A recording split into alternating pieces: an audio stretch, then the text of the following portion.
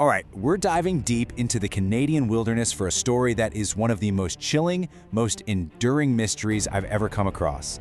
It's the tale of an entire village that, well, it just seemed to vanish into thin air, leaving behind a scene so bizarre, it still gives people chills. So picture this. It's November of 1930. We're in the incredibly remote, freezing landscape of what we now call Nunavut, a lone fur trapper. A guy named Joe Labelle is struggling for his life, trying to find his way through a brutal, blinding blizzard. He's exhausted, he's starving, and then he remembers there's a small Inuit village nearby, right on the edge of Anjikuni Lake. He'd been there before, knew the people were friendly. You know, this was his one shot at survival, a place to find warmth and food. But when he finally stumbles into the village, something is just wrong. It's quiet, too quiet. No kids playing, no dogs barking, nothing. Just a dead, heavy silence. The entire community, almost 30 men, women, and children, they were all gone. So, Joe cautiously makes his way into the empty huts, and what he finds inside, well, it just makes the whole thing even creepier and deepens this mystery way beyond a simple disappearance. It was like time itself had just stopped. He found a pot of stew frozen solid over a fire that had long gone out. He saw clothes being mended with the needle still stuck right in the fabric. It was like everyone had just evaporated right in the middle of dinner, right in the middle of their daily chores. They left behind all their food and, get this, all of their rifles. You just don't leave your weapons behind in the wilderness. But the absolute most horrifying discovery, that was outside. Under a drift of snow, he found the village's team of sled dogs. They were still tied to their posts, and they had all starved to death. Now, for the Inuit, this was completely unthinkable. Their dogs were their lifeline. To abandon them like that, it went against every survival instinct they had. So you can imagine, Joe Labelle is completely freaked out. He gets out of there as fast as he can, travels for miles in that brutal cold to find a telegraph office and get word to the authorities. And soon, the Royal Canadian Mounted Police launch a formal investigation. When the Mounties arrive, the puzzle just gets deeper. The snow around the village was fresh and undisturbed. There were 0 footprints leading away from the village, except for Joe's. I mean, how do 30 people leave without making a single track? There were no signs of a fight, their kayaks were still tied up. And then there's the weirdest clue of all. A nearby ancestral grave had been dug up, and the body was gone. So with the official investigation hitting a total dead end, with no rational answers at all, people's imaginations just took over. The story hit the papers, and all sorts of wild, terrifying theories started to bubble up to explain the unexplainable. Some folks immediately went to the supernatural.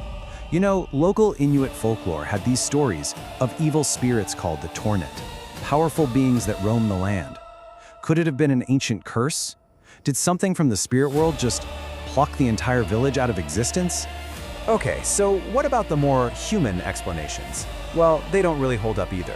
Mass migration? Why would they leave all their food, all their weapons, and their dogs to die? That's a death sentence.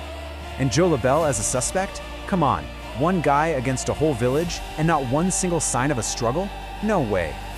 But then, a different kind of story starts to emerge. And this is the one that really took hold.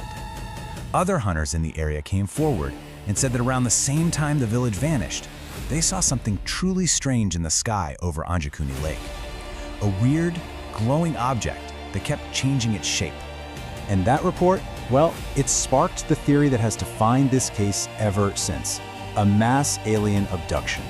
For a lot of people, it was the only thing that made sense. A powerful, unknown force from the sky could just lift everyone up, leaving everything else behind, untouched. But after going down the rabbit hole of evil spirits and alien visitors, the whole investigation takes a really sharp turn, one that points to an explanation that's way more down to earth, but, in its own way, maybe just as shocking. Okay, so here's where we have to ask a really tough question. After all this time, all this speculation, what if this entire incredible story is just that, a story? What if it never really happened at all?